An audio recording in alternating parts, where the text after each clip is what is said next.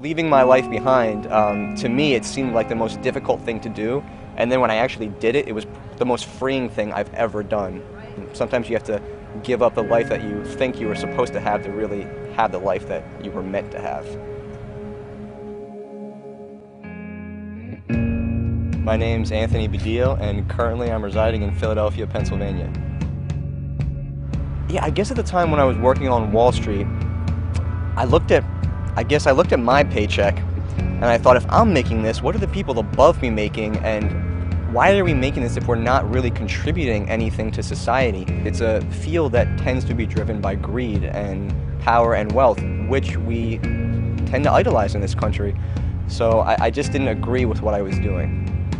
You know, you would think that I would be happy. I had money coming in, I had a great career path, and yet I still felt like something was severely lacking. I thought there were these external things, these material things that I could place my happiness on, but the thing is, they're all destructible. They can all be taken away.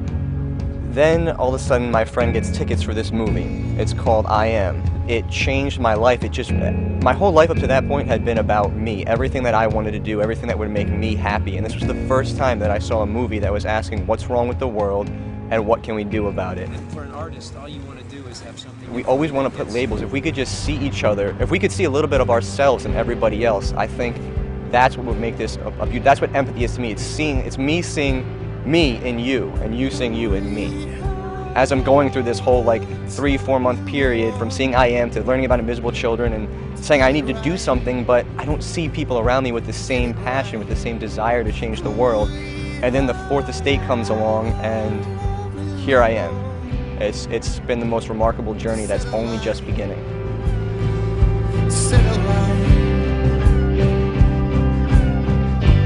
People all get ready.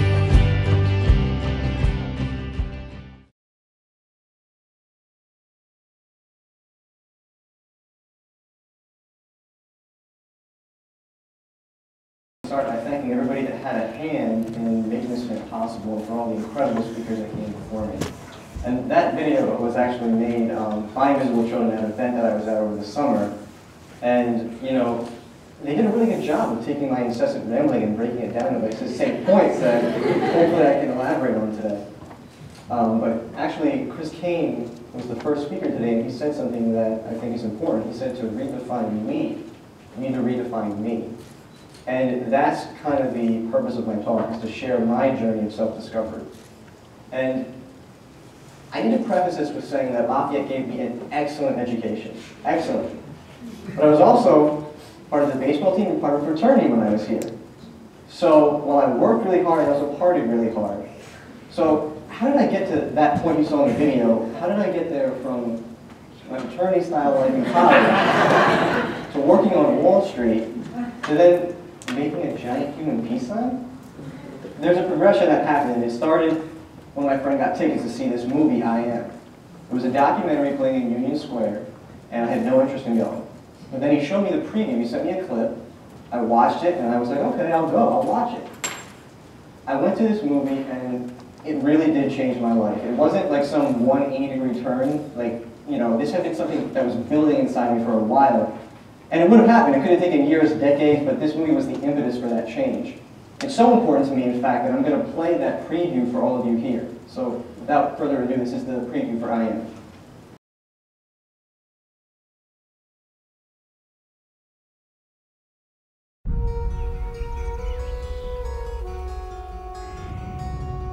My name is Tom Shadyac. I'm a movie director.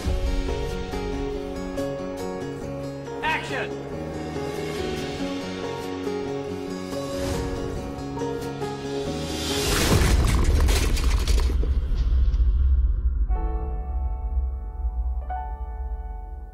Facing my own death brought an instant sense of clarity and purpose.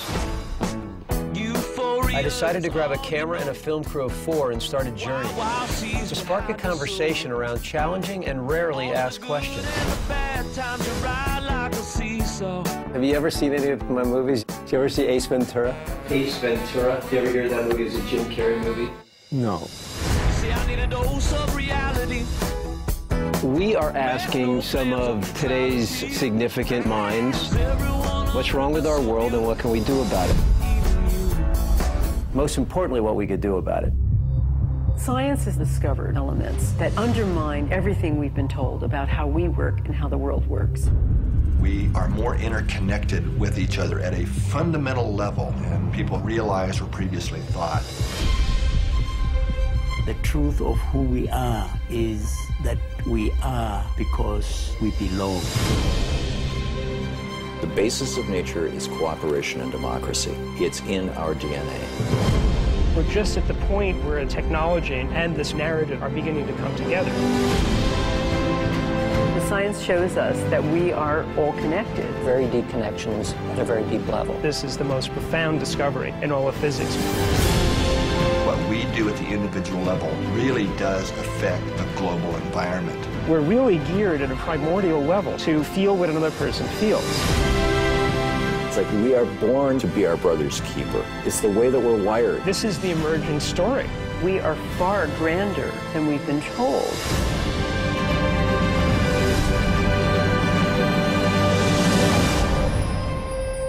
We started by asking what's wrong with the world, and we ended up discovering what's right with it.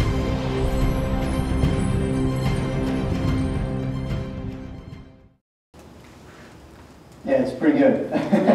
If you can do anything from this talk, I highly recommend go to Amazon. It's like $9. It just came out on DVD. Not being paid by the producers or anything. It's that important. I really think that it may have some sort of impact on you. But there's three key concepts that I actually learned from watching IM. And the first is that the entire human race is connected, no matter where you live, North America, South America, Europe, Asia, Africa, wherever you may be. Humans all have the same feelings, the same emotions, and as I said in the preview, we're hardwired to feel what another person feels. If you see somebody who's upset or sad, you may empathize with them, you may feel that. In fact, one of the speakers talked about mirror neurons, and this is something that's going on now. We are actually feeling what another person feels. Think about like a family member, a relative, a friend, somebody that just puts you in a better mood because they're an upbeat person. And so that's important, that we're all connected. I'm connected to you, and you are connected to me. The second point is that if you don't do what your heart wants you to do and follow your passion, it will destroy you. And I've experienced this firsthand. I went to Wall Street for money, and I hated what I was doing. And it's not an exaggeration when I say there was a part of me that was dying every day. So you need to find what you're passionate about, what your purpose is, what makes you come alive. And then the third concept is that it's human nature to be cooperative rather than competitive. But we live in a society that preaches competition as a very high value. And from a young age, whether it's sporting events or spelling bees or grading, whatever it may be, it's all competition. It's separate yourself and be the best. But if you look at every indigenous society, it was actually cooperation that was placed very high. And in the movie, they gave an example of an indigenous society. And the hunters go out, they make their kill, they bring the meat back, and it's shared equally among the young, the sick, the elderly, the weak. What changes is when one day, the hunters come back, and the hunter that made the kill says, well, this is my meat, goes over to a mountain and builds a little cave. And other hunters start to follow that lead. They take their kill and say, well, this is my meat, and they go build their own little mountain caves. And then what happens is that the weak, the young, the elderly, the sick, they start to starve and die. And this brings us to the one fundamental law of nature. This is a law that's evolved over billions of years, and yet mankind breaks it every day. And the law is that nothing in nature takes more than it needs. A lion doesn't kill every gazelle, just one. A redwood tree doesn't take all the nutrients in the soil, just what it needs to grow. In fact, we have a name for something in the human body that takes more than its share. We call it cancer. And the shock to me, the true shock, was that we had become that cancer. I had become that cancer. It's very easy to get caught up into that world, call it materialism, consumerism, whatever it is, but it seems to drive us. We're told that it's supposed to drive us from government, education, religious organizations. It all seems to be this mantra that you need to accumulate things or get this wealth, power, and prestige, and then you're successful. Now, the movie, again, it goes into what's wrong with the world, but also it's a very positive, uplifting movie because it talks about what's right. And so I don't want to give any more away, so I'll just say that this movie really profoundly changed me and the way I viewed the world. Once I changed myself, everything around me changed. My whole perception of people and places and things in the world as a global society changed. And I was actually following the director of the movie, Tom Shadyac. He was on Oprah, and when his segment was over, they brought on these 3 young guys, Jason, Larry, and Bobby. And these were guys who were at USC Film School, and they decided to go to Africa. They went to Africa, and they made a documentary called Invisible Children. You can actually still go on Google now and just Google Invisible Children rough cut, and you can watch it for free. And what they did was they found an area that was being plundered by the LRA, the Lord Resistance Army, a rebel group in Uganda. And it was led by this man, Joseph Kony. And what they would do is go into these rural villages, commit mass atrocities, kill almost everyone, and take the young boys as child soldiers. And when they were over there making this documentary, they talked to one boy that I distinctly remember. His name was Tony. And Tony looked at them as they were filming, and he said, "Remember us. You have a tape. Maybe in 1 month you can watch and remember us." And it really pulls at your heart, and it did for the 3 guys that were filming, because they took this video back to the United States, and they entered in every film contest that they could. But then they had a revolutionary idea, and they took this movie they made on the road. They showed it at every school, every university, every college, every youth organization that they could find, and they started this huge grassroots youth movement. Now, they started this in 2003, and they were told there was no way in ancient double hockey sticks they would get anything done. You know, policies were going to change, nothing was going to happen. 7 years later, in 2010, they were in the Oval Office as Barack Obama was signing the LRA disarmament bill. And just this past October, he authorized 100 military advisors to go to Uganda and Sudan, Central African Republic, DR Congo, all the areas that the LRA are in, to disband the LRA, capture Joseph Kony, and bring him before the ICC, where he'll face charges for crimes against humanity. That's the power of youth, of the young when we mobilize. And so I want you to remember that revolutions are started by the young. I think about what society tells us today, and it's almost like we're put on this Henry Ford Model T assembly line for life.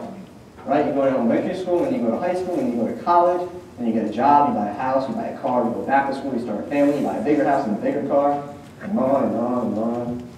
And you never stop to ask why. Why are we doing this?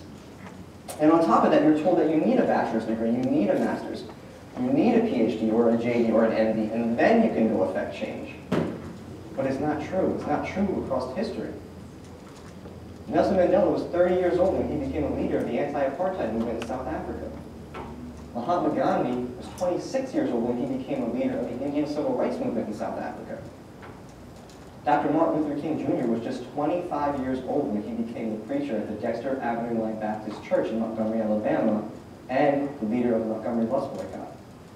He also became the youngest recipient of the Nobel Peace Prize at 35 years old, only to be outdone just this past year, when 3 women won the prize, one being Topical Carmen, who not only became the youngest at 33 years old, but also the first Arab woman and the first Yemeni to win the prize.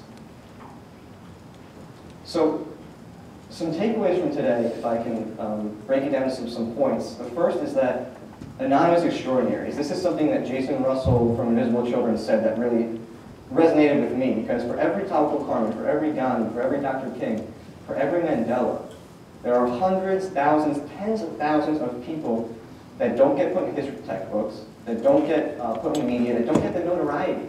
But that's not what they're in it for. They're doing it because it's their passion, it's their purpose, it's what makes them come alive. And so you need to find yourself and find your passion. I think this is very hard in today's society, this competitive society we live in, especially for young people.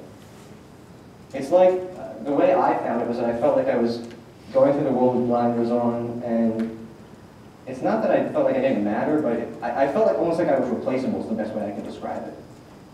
And after going, a year ago I saw I Am, and I've been going through my own personal revelation, whatever you want to call it, and it's like those blinders have been removed, and I see us in a truly global society, and I'm able to see the world differently now. And it was actually Gandhi who said that you find yourself by losing yourself in the service of others. And that has been instrumentally true in my life. And then, again, find your purpose, find your passion, find what you love to do, what makes you tick, what makes you come alive. Because life is short. It's no secret that everybody in this room is going to die one day, myself included. And when I was working on Wall Street and I was making money and there was plenty of social posturing and networking events and happy hours and you name it, I wasn't thinking about death. Now I think about it almost every day. But it's not so negative. In fact, thinking about my own death actually makes everything that used to seem important on the periphery just fall to the wayside. And that's why I want you to know that your time as a young student, your time as a young professional, your time as an idealistic dreamer will close. It happens to every generation. That's why you need to act now. And I know that when you do act, you're going to do it with such dedication and such ferocity that people are going to look at you and say, oh my God, you're crazy. You're nuts. And that's exactly what you want them to say. Because the people that are crazy enough to think they can change the world are the ones that do. And I just actually want to read a quick quote. This is from Howard Zinn. You may have read his work, The People's History of the United States, famous historian, who instead of talking about the Eurocentric view of history that high school history books tend to tell, he told it from the view of the oppressed.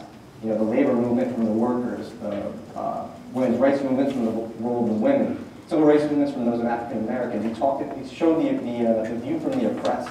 His whole thing was that history is written from records left by the privileged. And this is what he had to say. When we look back at history, history was not just about war and injustice, but also was a story of people behaving magnificently against great odds. And this was encouraging to me because the people up on top, the people who have the power, their power depended on the obedience of the people below them. And when people withdraw their obedience, or when workers go out on strike, or when consumers boycott, or when soldiers refuse, the makers of war, the profiteers, the purveyors of greed, then they are helpless. You can see the possibility that small acts, multiplied by the millions, converge into great movements of social change. Well, that impels us to act.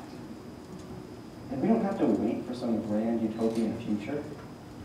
If we live now, as we think human beings should live, in defiance of all that is bad around us, well, that in itself is a marvelous victory. Thank you.